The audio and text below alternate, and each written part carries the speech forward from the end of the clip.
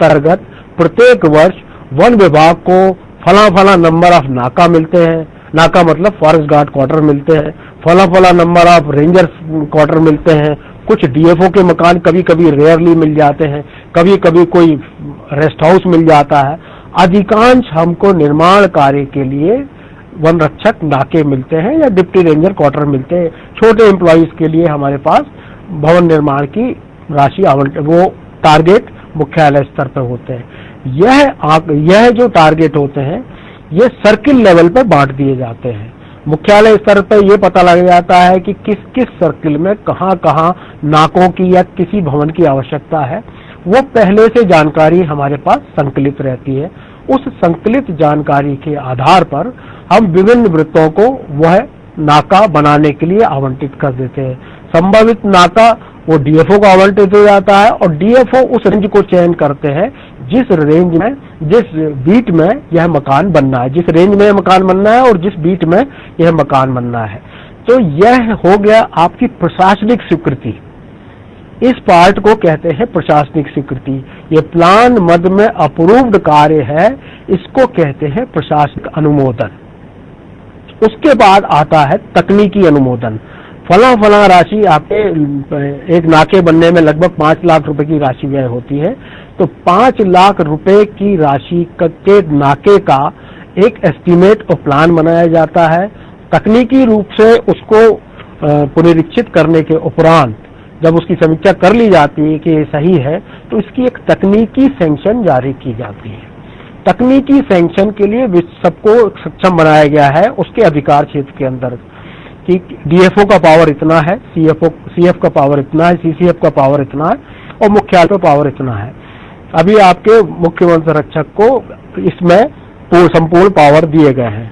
तो तकनीकी सैंक्शन और प्रशासनिक सैंक्शन, 2 सैंक्शनों से के पश्चात एक राशि व्यय करने लायक होती है। यदि दोनों में से एक भी सैंक्शन नहीं है तो वह निर्माण अनियमित माना जाएगा। जहां आप लोग वन रक्षक के पद पे हैं, ये सारी चीज सुनिश्चित करने का प्राइमरी जिम्मेदारी वन मंडलाधिकारी की ही है। वन मंडलाधिकारी ही जो रहते हैं आपके डीएफओ, उन्हीं के हस्ताक्षर से राशि निकलती है। उस राशि के निकलने के लिए वन मंडलाधिकारी ही जिम्मेदार है। अतः यह विशेष रूप से मूल रूप से आपके लिए तो आवश्यक नहीं है, परंतु आपके ज्ञान के लिए ये जरूरी होना चाहिए कि कोई भी शासकीय राशि जो व्यय होती है उसके पीछे 2 खंभे रहते हैं, प्रशासनिक अनुमोदन के और वित्तीय अनुमोदन के। फिर उसके बाद होता है आपका सैंक्शन लेटर जारी होता है और सारा यह आपके लिए महत्वपूर्ण है। जो आखिरी जो मेरे प्रेजेंटेशन के आखिरी आप लाइन देखेंगे, ऑल कम्युनिकेशन इन राइटिंग, यह सभी चीज जो है लिखित में कम्युनिकेट होनी चाहिए, क्योंकि वह शासकीय राशि के व्यय से संबंधित है। चाहे एक नए पैसे की राशि भी व्यय हो रही है, उसका करस्पॉन्डेंस लिखित में होना चाहिए। आप कहीं भी भवन निर्माण तब तक नहीं करेंगे जब तक आपको लिखित में आदेश नहीं दिया जाता है। यदि आप अपने रेंजर साहब पे बहुत ज्यादा भरोसा करते हैं तो वो आपकी रिस्क है। अन्यथा कभी भी फील्ड में कोई भी निर्माण कार्य जब तक आपको लिखित में अनुमति नहीं दी जाएगी, मूलतः आपको नहीं करना चाहिए। और विभाग में लिख चुकी ऐसी प्रक्रिया बन चुकी कि ऐसा कभी कोई आपसे बोलेगा नहीं बिना स्वीकृति के काम का। तो संभवतः कभी कभी स्वीकृति बाद में भी आ जाती है, परंतु आपकी नौकरी में आपको यदि आपको बच के रहना है और कुछ चीजें सेफ रखना है तो हमेशा इंसिस्ट करें कि कोई भी व्यय हो निर्माण कार्य से संबंधित, उसकी लिखित में आपके पास अनुमति होना चाहिए। अब ये निर्माण कार्य का प्रोसेस क्या होता है? प्रोसेस से पूर्व ये होता है कि आपको जो निर्माण कार्य है उसका जगह जगह पे जहां आप पे साइट सेलेक्ट करते हैं उस साइट पे लेआउट डाला जाता है कि उस साइट पे वो लेआउट फिट हो रहा है कि नहीं हो रहा है। उसके पश्चात ही आप साइट सेलेक्ट करते हैं। अब लाइन डायग्राम की बात है, वैसे सामान्य रूप से कोई विशेष रूप का निर्माण हो तो उसका पहले लाइन डायग्राम बनाया जाता है। लाइन डायग्राम से आप उस भवन की क्या क्या आवश्यकता है उसके आधार पर वो लाइन डायग्राम बनाते हैं। परंतु वन विभाग में जितने भी निर्माण कार्य हैं वो पूर्व सुनियोजित हैं। जैसे आपका नाका है, उसका डिजाइन और उसका प्लान मुख्यालय स्तर से ही अप्रूव्ड है। तो आपको इसकी लाइन डायग्राम बनाने की जरूरत नहीं होगी, लेकिन इसका डिटेल प्लान वो आपको जरूरी होगी, क्योंकि आप जब निर्माण कार्य फील्ड में ट्रांसलेट करेंगे तो आपके पास डिटेल प्लान आवश्यक रूप से होना चाहिए। आपके पास डिटेल प्लान नहीं है, निर्माण कार्य चल रहा है, निर्माण कार्य में कोई भी गड़बड़ी होती है उसके लिए आप प्राथमिक रूप से जिम्मेदार हैं। इसलिए निर्माण कार्य का आप सुनिश्चित करना चाहते हैं कि प्लान के अनुरूप हो रहा है अथवा नहीं, तो आपके पास डिटेल प्लान हाथ में होना चाहिए। इसी प्रकार से एलिवेशन होना चाहिए। एलिवेशन आपका एक तरह से वर्टिकल प्लान होता है। कहीं कहीं लंबी बिल्डिंग में जहां आपको विशेष रूप से कुछ एक्स्ट्रा आपको प्रोवाइड करना पड़ जाता है, कॉम्प्लेक्स बिल्डिंग्स में क्रॉस सेक्शन की जरूरत पड़ती है। जैसा मैंने पुनः मैं रिपीट करूंगा कि वन विभाग में इस प्रकार के निर्माण कार्य आपको बहुत कम मिलेंगे जहां पे बहुत ज्यादा क्रॉस सेक्शन की जरूरत होगी, परंतु आपको क्रॉस सेक्शन का नॉलेज होना चाहिए। फिर आपके पास जो एब्स्ट्रैक्ट ऑफ क्वांटिटीज भी होना चाहिए कि इस निर्माण कार्य में कितनी सीमेंट, कितनी गिट्टी, कितनी रेत, इस प्रकार की सामग्री का उपयोग होगा। ये सामग्री जब आप करेंगे, जो क्वांटिटीज इसकी आपके पास मात्रा अवेलेबल होगी, उसको आप बाजार की प्रचलित दर से गुणा करेंगे तो आपका अंत में एस्टीमेट निकल जाएगा। यह एस्टीमेट जो है आपकी तुलना जो आपकी सैंक्शन राशि है उससे मैच करना चाहिए।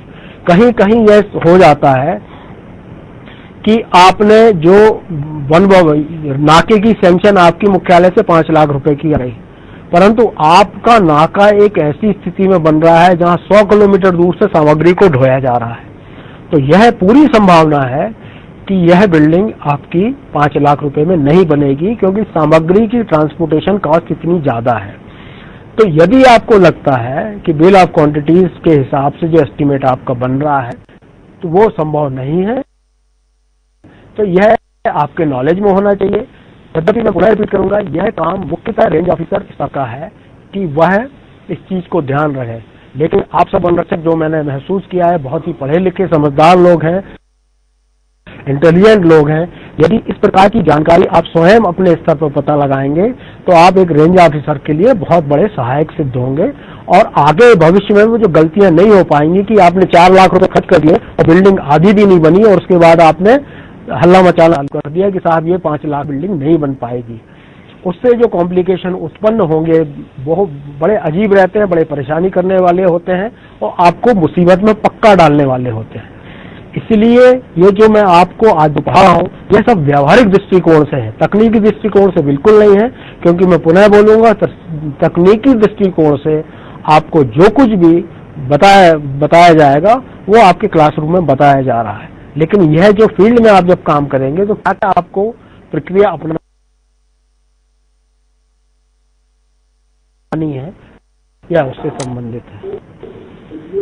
अब ये डॉक्यूमेंट आपके पास क्या होना चाहिए। आप वनरक्षक रहेंगे तो आपको करस्पॉन्डेंट की कई बार कागज मिलेंगे कि आप यहाँ बीच में जाइए, या फिर आपने कोई गलत काम किया तो आपको शो कॉज नोटिस आएगा। इसी प्रकार से आपको कुछ डॉक्यूमेंट की जरूरत ये निर्माण कार्य में रहेगी।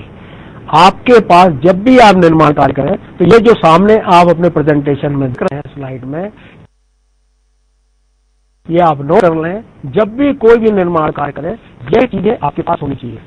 नंबर 1 है plan certified by competent authority. Plan मतलब जो आपका भवन निर्माण का प्लान है, जिसमें horizontal plan, vertical plan, cross section, ये सब सम्मिलित होना चाहिए। यह प्लान आपके हाथ में आवश्यक रूप से होना चाहिए। यदि नहीं है तो आप अपने नियंत्रण अधिकारी,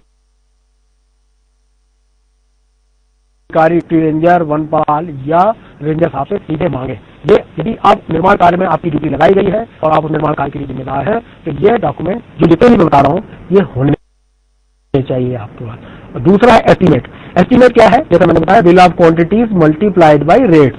जो बिल ऑफ क्वांटिटीज है मतलब जो सामग्री की मात्रा है उसको 10 से गुणा करने के पश्चात आपका एस्टीमेट निकल आता है। यह एस्टीमेट आपके पास होना चाहिए।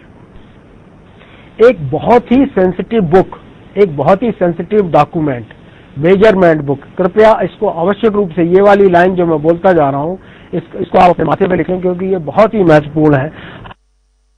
हमारे विभाग के विशेष रूप से छोटे कर्मचारी ये समस्या में बहुत बुरे फंसते हैं। मेजरमेंट बुक आपके पास रहनी चाहिए। मेजरमेंट बुक क्या होती है मैं आपको बताता हूं थोड़ी देर में। फिर सैंक्शन ऑर्डर। सैंक्शन ऑर्डर आपका है जो कॉम्पिटेंट अथॉरिटी से, यहां मान लीजिए डीएफओ है,